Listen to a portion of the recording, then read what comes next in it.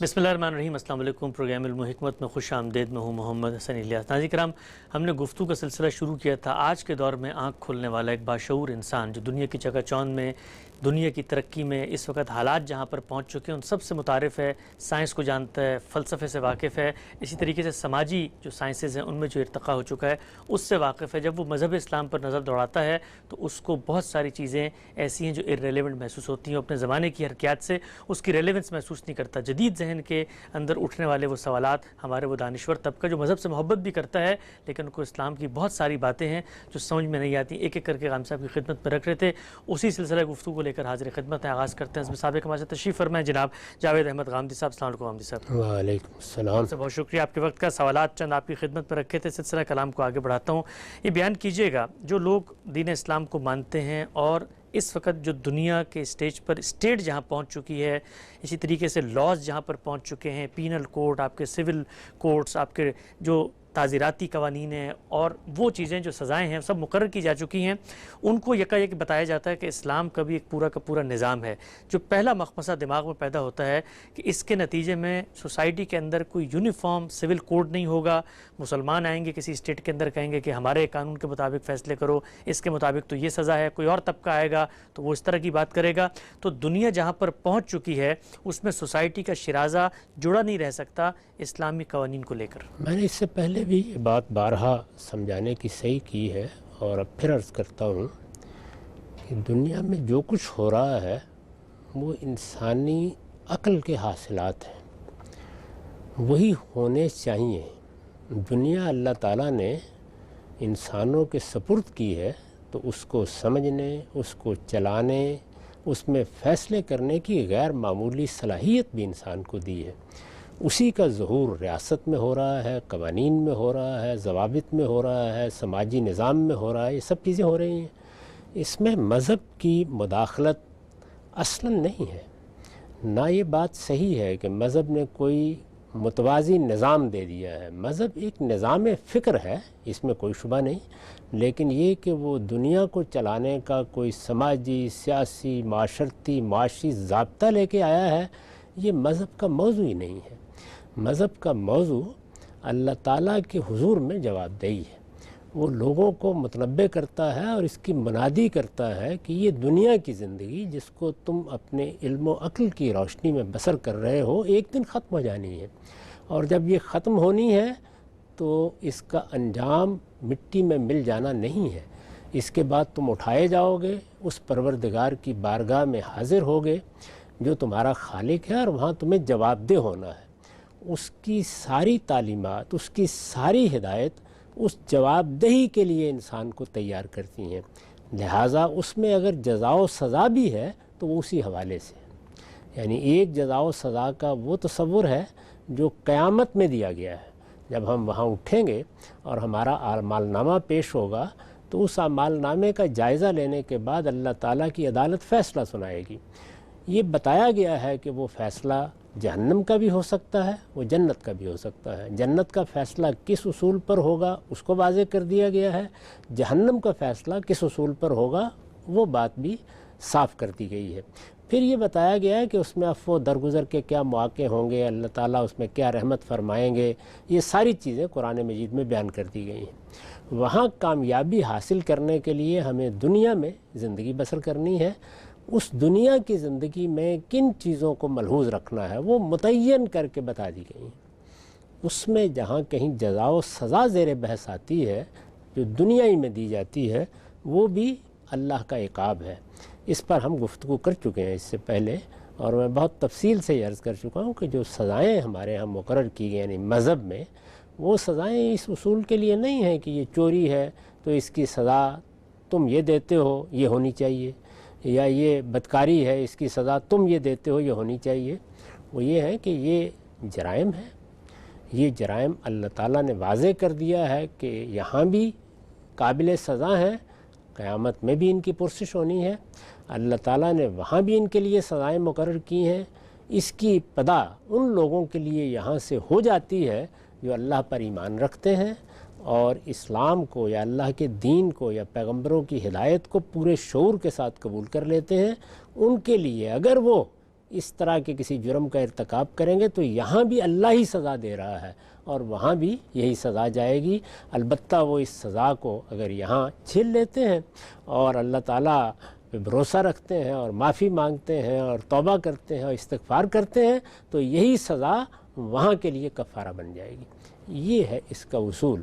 باقی رہی یہ بات کہ دنیا میں جو جرائم ہوتے ہیں یا جو انتہائی سزائیں بیان کی گئی ہیں اللہ تعالیٰ کی طرف سے، ان کے نیچے اگر کوئی سزا دینی ہے اس کا فیصلہ لوگوں ہی کو کرنا ہے، وہ کریں۔ ہزاروں کی تعداد میں جرائم ہیں جن کے لیے کہیں جرمانے کا فیصلہ کرنا پڑتا ہے، کہیں کوڑا مارنے کا فیصلہ کرنا پڑتا ہے، کہیں کوئی اور سزا لوگوں کے لیے متعین کرنی پڑتی ہے، وہ کریں۔ اور دنیا میں جو سزائیں دی جاتی ہیں وہ بھی کسی عقلی اصول پر نہیں ہیں، وہ بھی در حقیقت صحیح و خطا کے اصول پر ہیں، ٹرائل اور ایرر کے اصول پر۔ یعنی جرم ہوتا ہے تو کتنی سزا دی جائے اور کیا سزا دی جائے کہ جس سے جرم کی حوصلہ شکنی ہو سکے۔ انسان اس کے تجربات کرتا رہتا ہے، ان میں تبدیلیاں بھی کرتا رہتا ہے۔ جس دائرے میں اس کو یہ اختیار دیا گیا ہے وہاں لوگ امرہم شورا بینہم کے طریقے پر طے کرتے رہیں۔ وہ اب برطانیہ میں طے کریں، امریکہ میں طے کریں، اسلام کو کوئی اعتراض نہیں ہے اس کے اوپر۔ البتہ اگر انہوں نے مسلمان ہو کر اللہ کے ساتھ عہد اطاعت باندھ لیا ہے اور پھر وہ ان جرائم کا ارتکاب کرتے ہیں جن کی سزا خود اللہ نے بیان کی ہے، تو مسلمانوں کی اگر حکومت ہوگی اور وہ یہ دیکھے گی کہ ان کا جرم اس درجے میں ہے کہ جس کے بعد لفظ و درگزر کی گنجائش نہیں ہو سکتی اور ان کے حالات ایسے ہیں کہ جس میں کسی رعایت کی گنجائش نہیں ہو سکتی، تو پھر ان کو وہی سزا ملے گی جو اللہ نے ان کے لیے مقرر کر دی۔ ٹھیک ہے، اصولی نقطہ آپ نے واضح کیا۔ یہ بتائیے گا اطلاقی طور پہ آج ہی کی مثال لے لیتے ہیں۔ ہندوستان میں اس وقت کی بحث ہو رہی ہے کہ بھائی ایک زمانے تک ہندوؤں کے مختلف آرتھوڈاکس فرقے تھے، ان کی اپنی پورا کا پورا اس طرح لاس تھے، سروستی کوڈ تھا، اس میں بعض ایسے سزائیں دی جاتی تھیں جس کو آج کا انسان سوچ بھی نہیں سکتا، صدی کیا جاتا تھا۔ ایک یونیفارم سول کوڈ بنا، ماڈرن اسٹیٹ اسٹرکچر کے اندر آپ کی عدالتیں ہوتی ہیں، ان میں آپ نے ان کو ٹریننگ دینی ہوتی ہے، ایک قانون کا متفقہ دستاویز ہوتا ہے، سب لوگ اس میں پیش ہوتے ہیں، ان کو سزائیں دی جاتی ہیں۔ سوال یہ ہے کہ آج کے دور میں مثال کے طور پہ جو جدید پڑھی لکھی ریاست ہے، اس میں آپ کیسے اس کو ایڈجسٹ کریں گے کہ مسلمان آئے گا تو کہے گا جی میرے ساتھ میرے قانون کے مطابق فیصلہ کریں، کوئی پارسی آئے گا کہے گا میرے ساتھ میرے قانون کے مطابق فیصلہ کریں، تو پھر اسٹیٹ تو آگے نہیں بڑھ سکتی۔ ریاست میں جو قانون سازی کی جاتی ہے اس کے دو واضح حصے ہیں۔ ایک کا تعلق ان چیزوں سے ہے جس میں جان مال آبرو کے خلاف کوئی زیادتی ہو رہی ہے، کسی کی حق تلفی ہو رہی ہے، اس کا ازالہ کرنا ہے یا اس کے لیے سد ذریعہ کے اصول پر قانون سازی کرنی ہے۔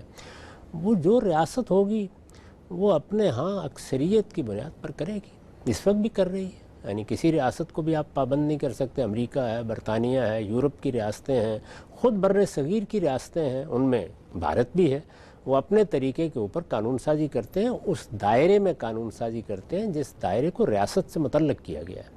اس میں ظاہر ہے کہ اگر کسی جگہ مسلمانوں کی اکثریت ہوگی تو ان کو حق ہے کہ وہ اپنے تصورات کے مطابق قانون سازی کریں۔ وہاں اگر ہندوؤں کی اکثریت ہے یا وہاں پر مذہب سے غیر متعلق لوگوں کی اکثریت ہے یا مسیحی نقطہ نظر کے ماننے والوں کی اکثریت ہے، وہ بتائیں کیا فیصلہ انہوں نے کرنا ہے۔ وہ زیر بحث آئے گا، اس پر پارلیمنٹ میں بحث ہوگی، اس پر لوگ اپنا اپنا نقطہ نظر بیان کریں گے، جو فیصلہ ہوگا ہو جائے گا۔ میں نے بارہا یہ بات واضح کی ہے کہ یہ ریاست کا دائرہ طے ہے۔ ریاست بنائی اسی لیے گئی ہے، اس لیے جس کو آپ فوجداری قانون کہتے ہیں، یعنی جہاں پر آپ نے حق تلفی کا ازالہ کرانا ہے یا جہاں آپ نے کسی کی جان مال آبرو کے خلاف زیادتی کو روکنے کے لیے قانون سازی کرنی ہے، وہ اب جو قانون بنانا چاہتے ہیں بنائیں۔ ہم مسلمانوں کی اکثریت ہوگی تو ہم وہاں بھی دیکھیں گے کہ ہمارے پروردگار نے کیا ہمارے لیے کوئی خصوصی ہدایت دی ہے، ہم اس کی پیروی کرنے کا حق رکھتے ہیں، اس لیے کہ اکثریتی کی بنیاد پر قانون بنائے جاتے ہیں۔ اور وہ جس طرح ہندوستان میں، جس طرح یورپ میں، جس طرح امریکہ میں، برطانیہ میں یکساں بنیں گے، وہ ہم بھی یکساں بنا دیں گے اگر بنانا چاہیں گے تو۔ اس کے بعد دوسری چیز وہ اس کا تعلق شخصی معاملات سے ہے۔ شخصی معاملات کا مطلب یہ ہے کہ مجھے نکاح کرنا ہے، مجھے طلاق دینی ہے، میری میراث تقسیم ہونی ہے۔ ان معاملات میں بھی اگر وہ کوئی قانون سازی کرنا چاہتے ہیں تو کریں، لیکن اس قانون سازی کا وہ مجھے پابند کر دیں، اس کی کوئی دلیل نہیں۔ یعنی بات یہ ہے کہ اس میں مجھے حق حاصل ہے کہ میں اپنے طریقے پر، اپنے رسوم کے مطابق، اپنے عرف کے مطابق، اپنے مذہب کے مطابق شادی کروں، بیاہ کروں، طلاق دوں، یہ میرا کام ہے، اس میں کسی ریاست کو مداخلت نہیں کرنی چاہیے۔ البتہ اگر کوئی ایک فریق اپنا مقدمہ لے کے ان کے پاس چلا جاتا ہے تو اس میں ان کے پاس دونوں راستے ہیں، یعنی میں نے جس اصول پر نکاح کیا ہے وہ اس کے مطابق فیصلہ کر دیں، اگر میں نے کوئی کانٹریکٹ کیا ہے، پہلے سے کوئی چیز لکھی ہے تو اس کو نافذ کریں، اور اگر کوئی اس طرح کی چیز نہیں ہے تو ان کے ہاں جو قانون ہے، جب میں چلا گیا ان کی عدالت میں تو مجھے تیار ہونا چاہیے، فیصلہ کر دیں اس کے مطابق۔ تو یہ طریقہ ہے شخصی معاملات، یعنی شخصی معاملات میں کسی قانون کا آپ لوگوں کو پابند کریں اور ریاست کی سطح پر قانون بنا کے پابند کریں، یہ تو سری مداخلت ہے۔ مجھے علم کیا حاصل کرنا ہے، مجھے موسیقی سننی ہے، مجھے کوئی دفتر قائم کرنا ہے، میں کوئی ادارہ بناؤں، میں کوئی کمپنی بناؤں، اس میں جو چیزیں باہمی طور پر طے ہوتی ہیں انہی کے مطابق معاملات ہوں گے۔ نکاح میں تو دو لوگ ہیں، ایک عورت ہے ایک مرد ہے، ان کے درمیان ایک معاملہ ہونا ہے، وہ عورت اور مرد دونوں مل کے ایک کانٹریکٹ یا ایک معاہدہ کر لیتے ہیں، اس پر دستخط ہو گئے۔ اب ہر ریاست کو چاہیے کہ اسی معاہدے کو نافذ کرے، یہ دو لوگوں نے کیا ہے معاہدہ۔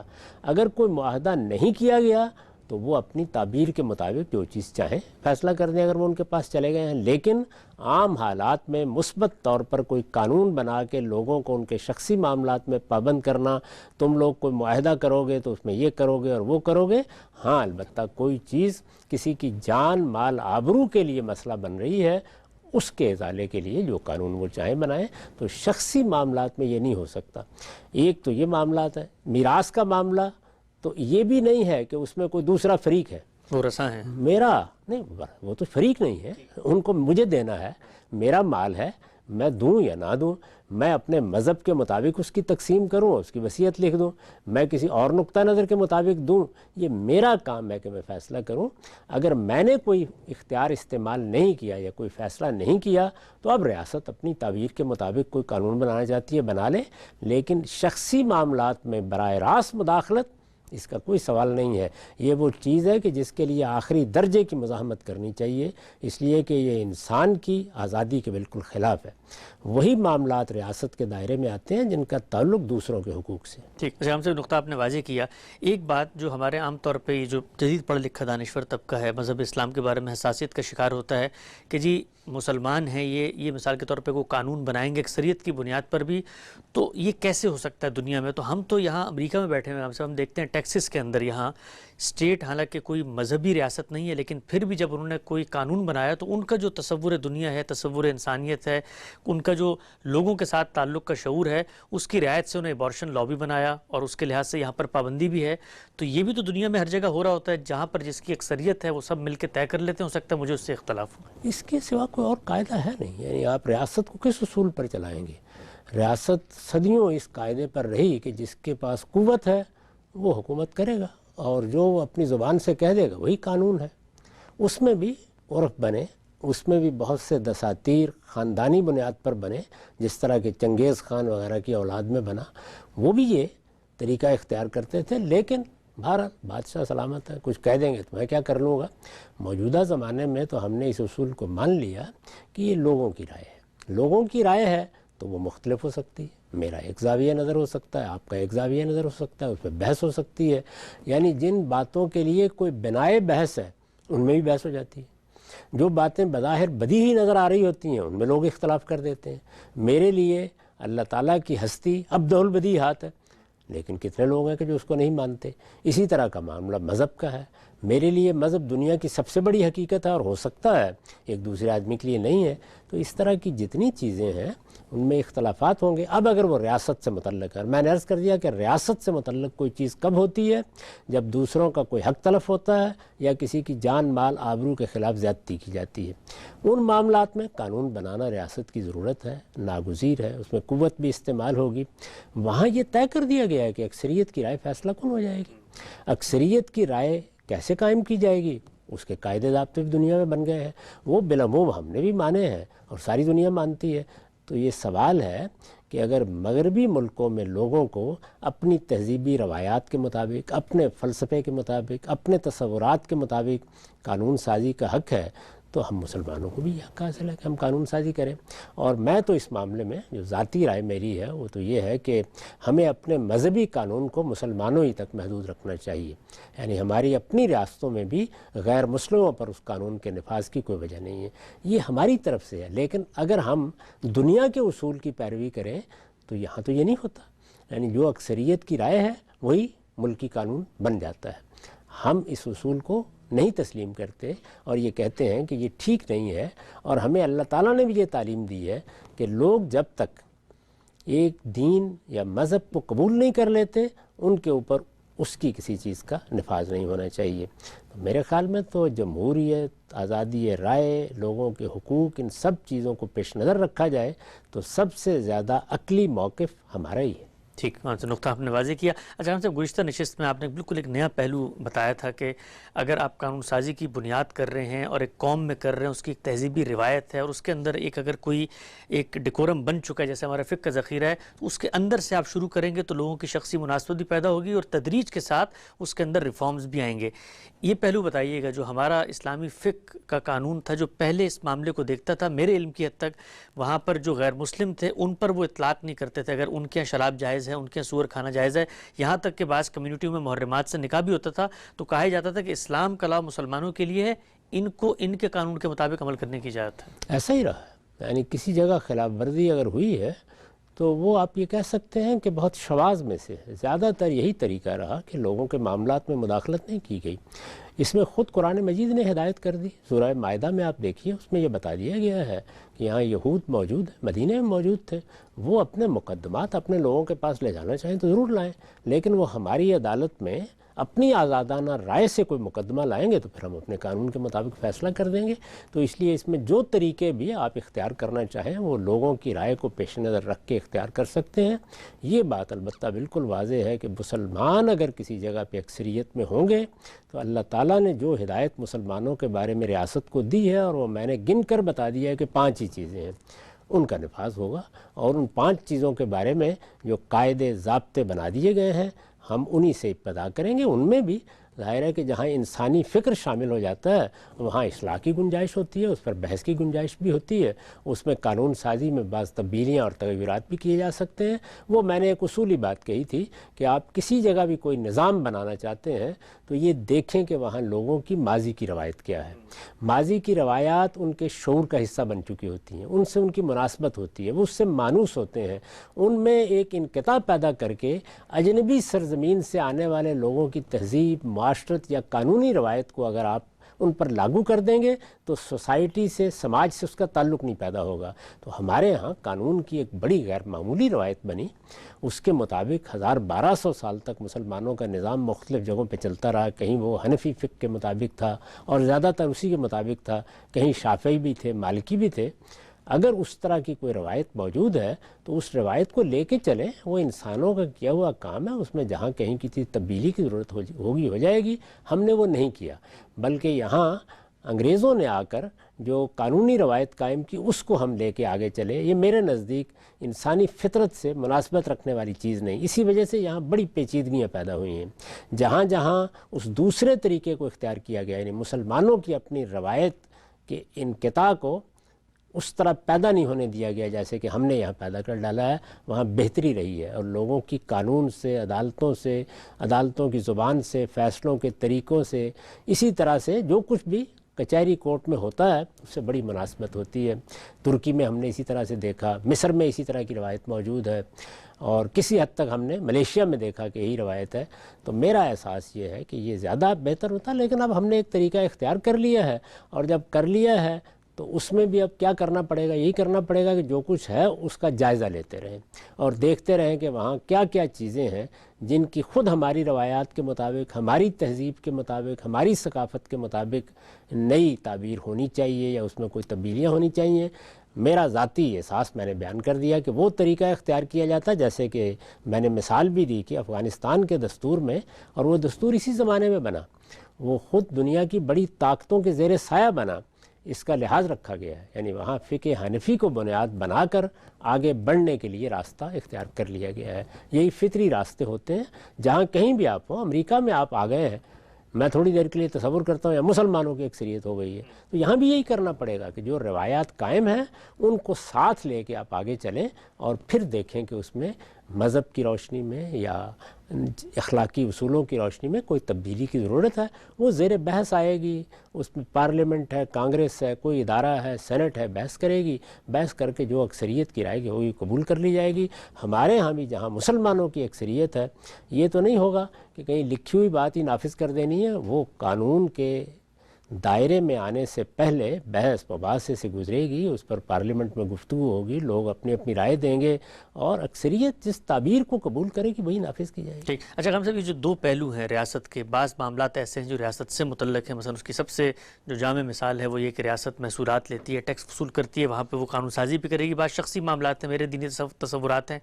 ہم نے تو یہ بھی دیکھا جو ماڈرن اسٹیٹ اسٹرکچر ہیں جیسے خود امریکہ میں، کہ اگر اس میں بھی کلیش آ جائے کہ ایک چیز اسٹیٹ کا حق تھا کہ وہ ٹیکس لے، اسٹیٹ کا حق تھا کہ وہ بچوں کے لیے کوئی عمر مقرر کرے کہ وہ اسکول میں جائیں، لیکن کوئی کمیونٹی آگے بڑھ کے کہتی ہے کہ ہمارے مذہبی تصورات اس کے خلاف ہے، مثلا آمش کمیونٹی کی بڑی ایک نمایاں مثال ہے یہاں پہ، تو اسٹیٹ نے یہ نہیں کیا کہ ان کو ریجیکٹ کر دیا، ان کے مذہبی تصورات کو بالکل روند کے رکھ دیا، بلکہ ایڈجسٹمنٹ کے راستے نکالے اور ان کے ساتھ تخفیف کے معاملات کیے اور ان کو استثناء کی بنیاد پہ بہت ساری چیزوں میں امیونٹی بھی دی یہاں پر۔ ایسا ہی ہوتا ہے، یہ ہونا چاہیے، یعنی کوئی علاقہ کہاں ہے، اس کا اپنا پس منظر کیا ہے، اس میں کیا تہذیبی روایات رہی ہیں، وہاں رہنے والے لوگوں کا کوئی مذہب ہے، کوئی عرف ہے، اس کا لحاظ کرنا اور اس کے مطابق ریاست کو لے کے چلنا، یہی ہونا چاہیے۔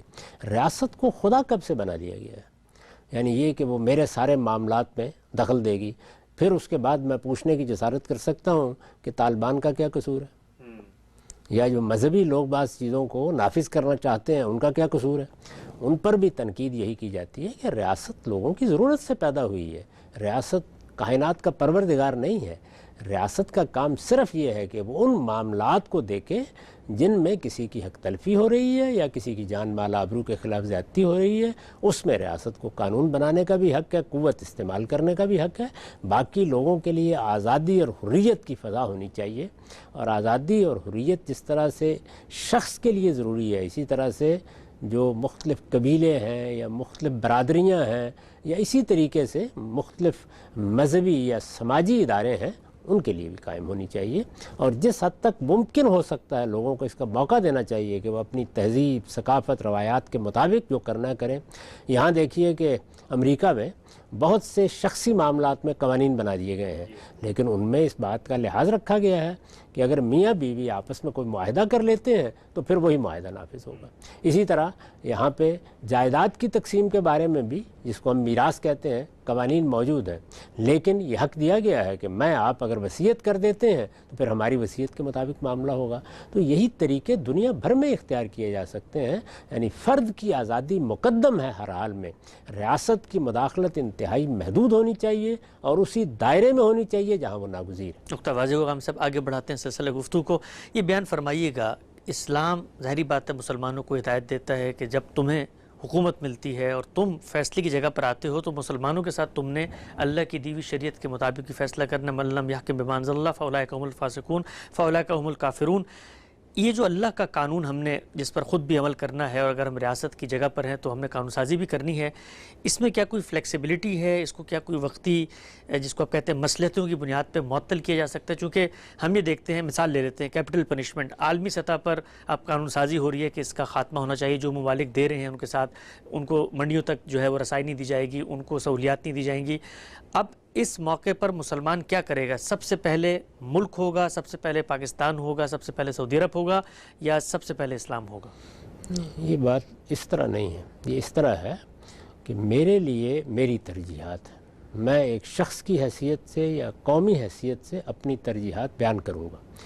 اگر وہ ترجیحات دنیا کے تصورات سے متصادم ہیں تو بحث ہوگی، گفتگو ہوگی، مکالمہ ہوگا، وہی ہونا چاہیے، عالمی سطح پر بھی ہونا چاہیے۔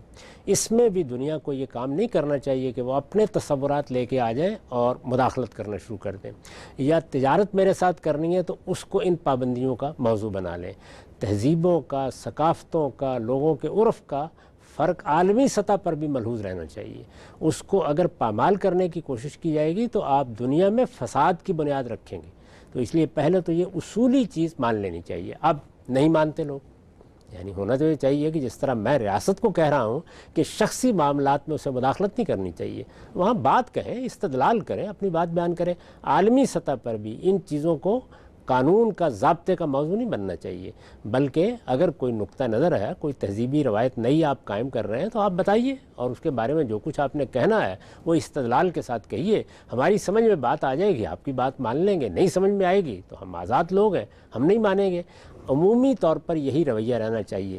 لوگ اس سے برخلاف وہ طریقہ اختیار کر لیتے ہیں جو اس وقت, میں اس کو بالکل ناجائز سمجھتا ہوں کہ ہمارے تصورات کو آپ درست کرنے کے لیے ہماری تجارت پر پابندیاں لگا دیں, ہمارے ساتھ معاملہ کرنے پر پابندیاں لگا دیں. یہ اپنی ذات میں انتہائی غلط چیز ہے. اس میں مسلمات ہونے چاہیے. یعنی ہم کوئی ظلم کر رہے ہیں, کوئی زیادتی کر رہے ہیں, جس کو عالمی سطح پر ایک عالمگیر صداقت کے طور پر مانا جاتا ہے, اس میں یہ بات سمجھ میں آتی ہے کہ کوئی پابندی آپ نے لگا دی. لیکن یہ کہ جہاں میرے آپ کے تصورات میں فرق ہے, نقطہ ہے نظر میں فرق ہے, وہاں پر ہمیں اپنی رائے کے مطابق اور اپنے نقطہ نظر اور اپنی تعبیر کے مطابق جینے کا حق ملنا چاہیے. عالمی سطح پر یہی ہونا چاہیے. آپ فرما رہے ہیں نہیں ہوا تو ہمارے ہاں اصول موجود ہیں. ہم دیکھیں گے ہمارے لیے کوئی استرار کی صورت پیدا ہو گئی ہے تو استرار کے اصول سے فائدہ اٹھائیں گے. ہمارے لیے کوئی رخصت کی گنجائش ہے تو رخصت سے فائدہ اٹھائیں گے. اور اگر کسی معاملے میں ہمارا دین ہمیں یہ بتاتا ہے کہ یہاں نہ استرار ہے نہ رخصت کا کوئی سوال ہے تو وہاں اپنی جان دینے کے لیے بھی تیار ہو جائیں گے. لیکن ہمارے دین میں یہ بتا دیا گیا ہے کہ اگر اکراہ کی صورت پیدا ہو گئی یا استرار کی صورت پیدا ہوگا, اور استرار جس طرح شخص کے لیے ہوتا ہے اس طرح اقوام کے لیے بھی ہوتا ہے, اس میں ہم اللہ کے کسی حکم پر عمل نہیں کر سکے تو اللہ تعالیٰ نے قرآن مجید میں بتا دیا ہے کہ اس میں تمہارے اوپر کوئی مواخذہ نہیں ہے. اس کا فیصلہ اسی طرح کیا جاتا ہے جس کے اصول حرمت حلت کے بارے میں قرآن مجید نے بیان کر دیے ہیں. حرمتوں کے بارے میں یہ بتا دیا گیا ہے کہ استرار کی صورت ہونی چاہیے. استرار شخصی بھی ہوتے ہیں, قومی بھی ہوتے ہیں. اور اسی طریقے سے عبادات کے معاملے میں رخصت کے قاعدے بیان کر دیے گئے ہیں, وہ شخصی بھی ہوتے ہیں, قومی بھی ہوتے ہیں.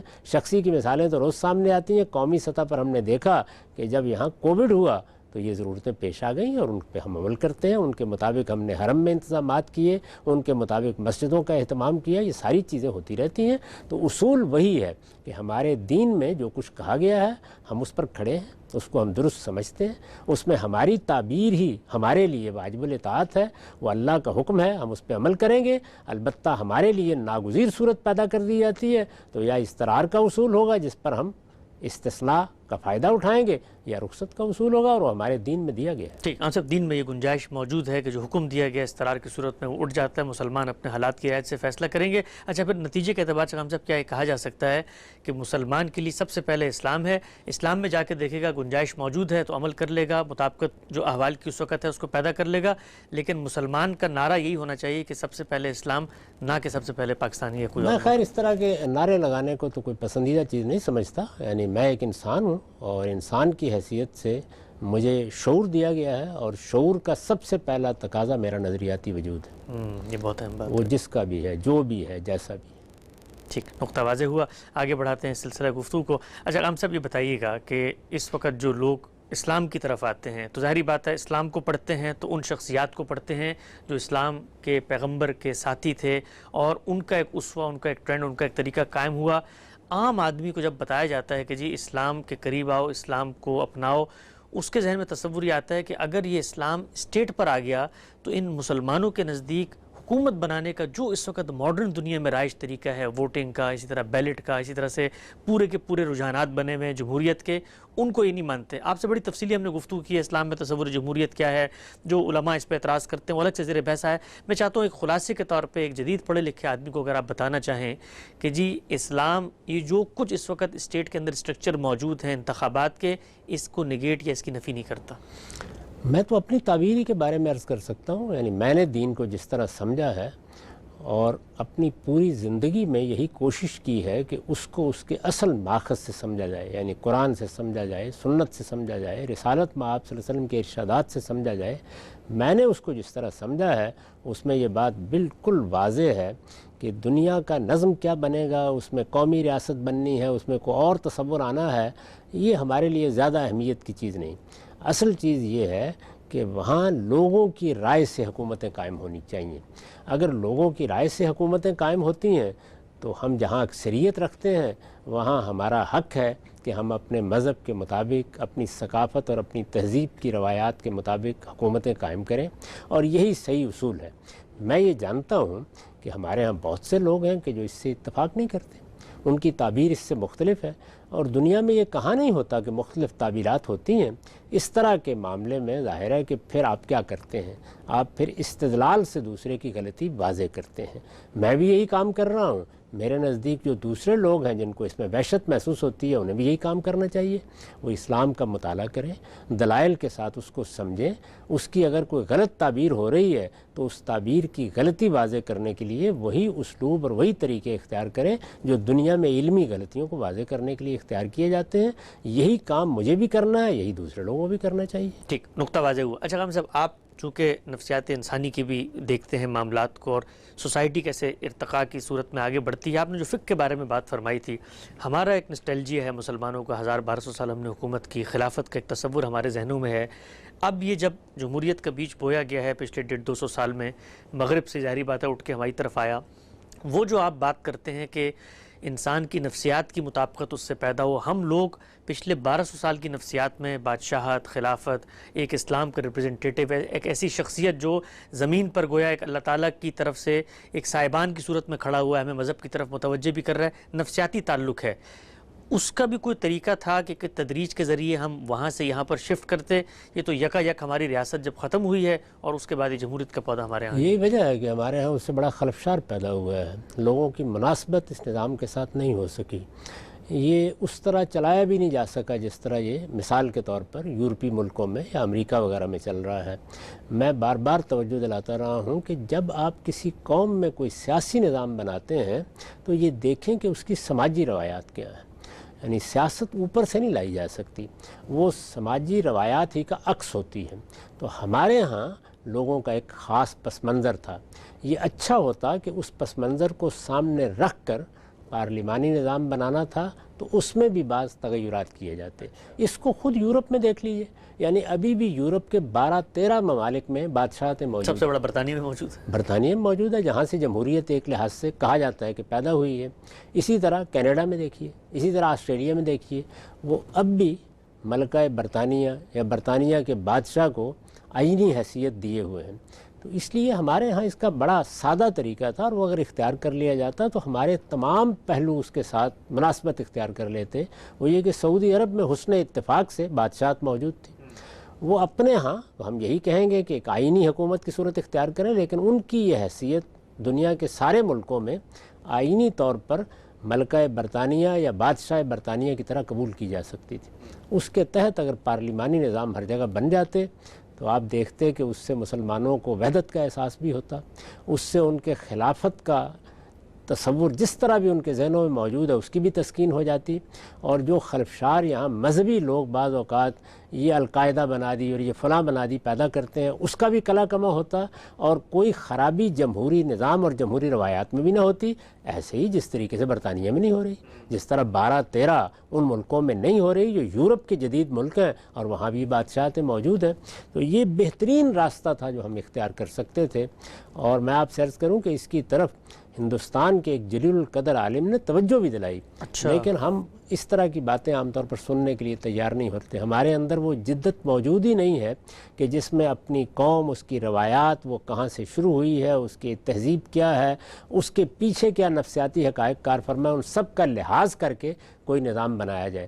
آپ یہ دیکھیے کہ ہم نے یہ جو صدر صاحب بنا رکھے ہوئے ہیں، اس کے بارے میں استاد امام نے ایک موقع پہ تبصرہ کیا تھا کہ یہ تو اصل میں پارلیمانی نظام کا گڈا ہے، اس سے زیادہ اس کی کوئی حیثیت نہیں ہے، اور اس پر آپ اخراجات بھی کرتے ہیں، اور جو چیز اس سے حاصل کرنا مقصود ہے، جو مثال کے طور پر برطانیہ میں حاصل ہو جاتی ہے، یعنی پوری قوم کے لیے ایک ماں یا ایک باپ کی طرح بادشاہت کا ادارہ کام کرتا ہے، وہ چیز بھی پیدا نہیں ہو سکی۔ تو ہمارے لیے تو بہت آسان تھا یہ کام کہ حرم ہماری ویسے ہی مرکزیت کی علامت ہے۔ علامہ اقبال نے اسرار و رموز میں حرم کو اسی حیثیت سے موضوع بنایا ہے، اور یہ بتایا ہے کہ ہماری مرکزی اساس کی حیثیت اس کو حاصل ہے۔ جزیرہ نما عرب کو خود اللہ تعالیٰ نے یہ حیثیت دی ہے، وہاں حسن اتفاق کے ساتھ اس طرح کی صورتحال موجود تھی۔ مسلمانوں کا ویسے بھی اس کے ساتھ ایک جذباتی تعلق ہے، اور خلافت کا ادارہ ہمارے ہاں کم و بیش 1200 سال قائم رہا ہے، نہایت خوبی کے ساتھ جدید چیزوں کو ملحوظ رکھتے ہوئے، ایک آزادانہ جمہوری نظام قائم کرتے ہوئے ہم اپنی روایت کے ساتھ وابستہ ہو سکتے تھے، لیکن اس پر ہم کبھی غور کرنے کے لیے تیار نہیں ہوتے۔ ایسا بڑی اہم بات آپ نے یہ بیان فرمائی ہے کہ کس طریقے سے اپنی تہذیب روایت کو آگے لے کر بڑھا جائے، اور پھر جو جدید دنیا کی ترقی اور حرکیات ہے اس کے ساتھ اس کی مناسبت پیدا کر کے بھی نظام کو بڑھایا جا سکتا ہے۔ سلسلہ کلام کو آگے بڑھاتے ہوئے چند مختصر سوالات آپ کی خدمت میں اور رکھتے ہیں۔ ہم سب یہ پڑھے لکھے لوگ جس وقت آتے ہیں، علماء کے پاس بیٹھتے ہیں، مذہب کا مطالعہ کرتے ہیں، کچھ لٹریچر دیکھتے ہیں، تو یہ کہتے ہیں کہ بھائی سائنس ایک پورا علم ہے، اس کے اندر تجربہ، مشاہدہ، امپیریکل ایویڈنسز، لیبز بنی ہوئی ہیں، اس میں پورا کا پورا نظام فکر ہے، اس کے ذریعے سے کوئی بات کی جاتی ہے، اور یہ حضرات کوئی قرآن مجید کی آیت، کوئی حدیث اٹھا کر اس پوری کی پوری تھیوری کو فلسفہ قرار دے دیتے ہیں، اس کو نیگیٹ کر دیتے ہیں، تو ریلیجن اور سائنس کی کوئی مطابقت پیدا نہیں ہو سکتی، اور اس بارے میں ایک اضطراب پایا جاتا ہے۔ بتائیے گا آپ اگر بالکل خلاصے کے طور پہ کہ اگر میرے سامنے کچھ سائنسی مشاہدات آ رہے ہیں اور میرے سامنے کوئی ریلیجس ٹیکسٹ ہے جو اس سے متعلق کوئی ورڈکٹ دے رہا ہے اور ان میں کوئی مناسبت پیدا نہیں ہو رہی، تو میں کیا کروں گا پھر؟ آپ اپنی رائے پر بھی غور کریں گے کہ آپ نے اگر کوئی چیز سمجھی ہے، آپ نے کوئی تجربہ کیا ہے، کوئی مشاہدہ کیا ہے، تجربے مشاہدے کی تعبیر کی ہے، اس میں کوئی غلطی تو نہیں ہو رہی، اس پہ بھی جائزہ لیں گے، اور یہ بھی دیکھیں گے کہ جو آیت بیان کی جا رہی ہے کیا فی الواقع اس کا مدعا ٹھیک سمجھا گیا ہے، یعنی بیان کرنے والے نے اس کو سیاق و سباق میں رکھا ہے، اس کو ٹھیک طریقے سے سمجھا ہے، یہ اس کا فہم ہے، فہم کا کیا درجہ ہے، کیا اس میں تنہا یہی صورت ہے جو آپ بیان کر رہے ہیں، یا اس میں کوئی دوسرا احتمال بھی ہے جس پر غور کرنا چاہیے۔ تو یہ باہمی طور پر غور و خوض کا معاملہ ہے۔ اصولی بات یہ ہے کہ قرآن مجید کا یہ موضوع ہی نہیں ہے۔ قرآن مجید نے کبھی سائنسی چیزوں کو موضوع نہیں بنایا، نہ سائنس کو وہ دنیا کو بتانے یا سمجھانے کے لیے آیا ہے۔ سائنس کا تعلق اس سے ہے کہ ہم اپنے تجربات اور مشاہدات کی بنیاد پر دنیا میں کار فرما قوانین کا مطالعہ کریں، اور پھر ان قوانین کو اس طریقے سے اپنے تصرف میں لائیں کہ وہ ہمارے لیے سہولتیں پیدا کریں، ہماری مشکلات کو حل کریں، ہمارے لیے آگے بڑھنے کے مواقع پیدا کریں، اور اس دنیا میں اللہ تعالیٰ نے جو علم اور عقل ہمیں دیا ہے اس سے کام لے کر ہم دنیا میں امن اور بہتری پیدا کریں۔ تو سائنس ایک بڑی خدمت انجام دیتی ہے، اور ہر چیز کے کچھ منفی پہلو بھی ہوتے ہیں، وہ سائنس کے بھی ہیں، ان کے بارے میں بھی تنبیہ کی ضرورت ہوتی ہے، توجہ دلانے کی ضرورت ہوتی ہے۔ مذہب ہماری آخرت کو موضوع بناتا ہے، اس کا سائنس سے کوئی تعلق نہیں ہے، اس میں علمی اور عقلی استدلال کے ساتھ پیغمبروں کی منادی ہے کہ یہ دنیا ایک دن ختم ہو جائے گی اور ہم اپنے پروردگار کی بارگاہ میں حاضر ہوں گے۔ اس سے متعلق کوئی بات کرتے ہوئے، استدلال کرتے ہوئے دنیا کے بارے میں، آفاق کے بارے میں، انفس کے بارے میں قرآن کوئی تبصرہ کرتا ہے، دیکھ لینا چاہیے۔ میرے علم میں تو آج تک کوئی ایسی بات نہیں آئی جو سائنس کی کسی دریافت ہونے والی حقیقت سے متصادم ہو گئی ہو، تاہم کوئی شخص، کوئی صاحب علم، کوئی مولوی صاحب یا کوئی اور آدمی اس کو پیش کرتا ہے، اس کا تجزیہ کریں گے، دیکھیں گے اس کی کیا نوعیت ہے۔ عام طور پر یہی ہوتا ہے کہ ایک بالکل غلط بات بعض لوگ کہہ رہے ہوتے ہیں، جیسے ہی اس کو قرآن مجید کے الفاظ میں، اس کے جملے کی تالیف میں، اس کے سیاق و سباق میں رکھ کے دیکھا جاتا ہے، وہ بات ہی کچھ اور ہوتی ہے۔ تو اس لیے یہ غلطی ہو جاتی ہے بعض موقعوں پر، وہ چند مواقع ہوں گے جن میں ہوگی، ان کی تصحیح کی جا سکتی ہے۔ اس میں کون سا تصادم ہو گیا ہے کہ سائنس کا ایک طرف سارا علم پڑا ہوا ہے اور دوسری طرف قرآن مجید میں کوئی سائنس بیان ہوئی ہے؟ یعنی قرآن مجید اپنا مقصد سامنے رکھ کے گفتگو کر رہا ہے، اس کے استدلال کو پیش کر رہا ہے، اس میں اعتراضات کا جواب دے رہا ہے۔ وہ دنیا اور ہے، یہ دنیا اور ہے۔ اگر کسی جگہ کوئی ایسی چیز بظاہر محسوس ہوتی ہے، اس کا جائزہ لے لیں گے۔ آج تک کبھی اس کا کوئی تجربہ نہیں ہوا کہ اس طرح کا تصادم پیش آ گیا ہو کہ جس میں تطبیق اور توفیق کی صورت نہ نکالی جا سکے۔ ہاں سر، نقطہ واضح ہوا۔ اختتامی سوال آپ کی خدمت میں پیش کرتا ہوں میں۔ کہا جاتا ہے کہ چلیں غامدی صاحب نے جو کچھ تعبیرات بیان کی ہیں سمجھ میں بھی آتی ہیں، دین اسلام کے اصولوں کی طرف بھی توجہ دلاتے ہیں، لیکن اگر سوسائٹی میں اکثریت جو لوگ اسلام پر کھڑے ہیں وہ یہ نقطہ نہیں رکھتے اور وہ ایک دوسرا ورژن پریزنٹ کر رہے ہیں، تو اس وقت تک ہماری مشکلات تو حل نہیں ہوتی جب تک یہ تعبیر سامنے نہ آ جائے۔